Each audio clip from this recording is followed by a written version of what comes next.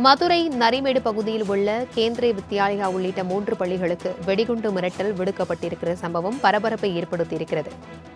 பொன்மேனியில் உள்ள ஜீவனா பள்ளி, சிந்தாமணி பகுதியில் உள்ள வேலம்மாள் பள்ளிகளுக்கும் மிரட்டலானது விடுக்கப்பட்டிருக்கிறது. இதுகுறித்தான கூடுதல் விவரங்களுடன் இணைக்கிறார் எமது செய்தியாளர் மதிவாணன்.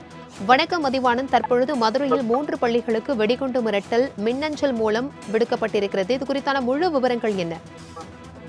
வணக்கம். மதுரையில் உள்ள 3 பள்ளிகளுக்கு வெடிகுண்டு வைத்திருப்பதாக அதிகாலையிலே பள்ளிக்கூட நிர்வாகத்தினருக்கு மின்னஞ்சல் மூலமாக மிரட்டல் வந்திருக்கிறது.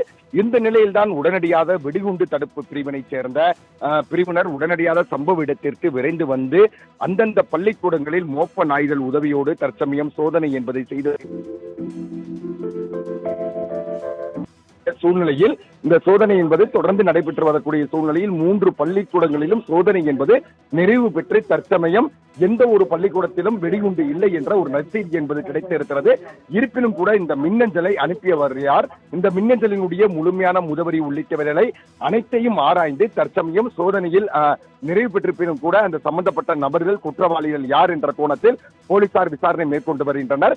பள்ளிக்கூடங்களை பொறுத்தவரையில் காலாண்டு தேர்வுகள் என்பது நிறைவு பெற்றிருப்பினும் கூட மாணவ மாணவிகளுக்கு இன்னும் சில வகுப்புகள் நடந்து கொண்டிருக்கிற இந்த சூழ்நிலையில் அதிகாலை வெடிகுண்டு மிரட்டல் என்ற செய்தியானது மாணவர்களிடம் மட்டுமில்லாது பெற்றோருடைய ஒரு மிகப்பெரிய அதிர்ச்சி அலைகளை ஏற்படுத்தி இருந்தது. உடனடியாக காவல்துறையினரை பொறுத்தவரையில் எந்த விதத்திலும் அச்சம் கொள்ள வேண்டாம், ஒவ்வொரு வகுப்பறையாக நாங்கள் சோதனை என்பதை செய்திருக்கிறோம், சோதனையினுடைய நிறைவில் எந்தவித வெடிகுண்டுகளும் இல்லை, இது புரளி மட்டுமே என்று போலீசார் அறிவுறுத்திய அடிப்படையில் வழக்கம் போல் அந்த வகுப்பறைகள் என்பது நடைபெறும் என்று அறிவிக்கப்பட்டிருக்கிறது.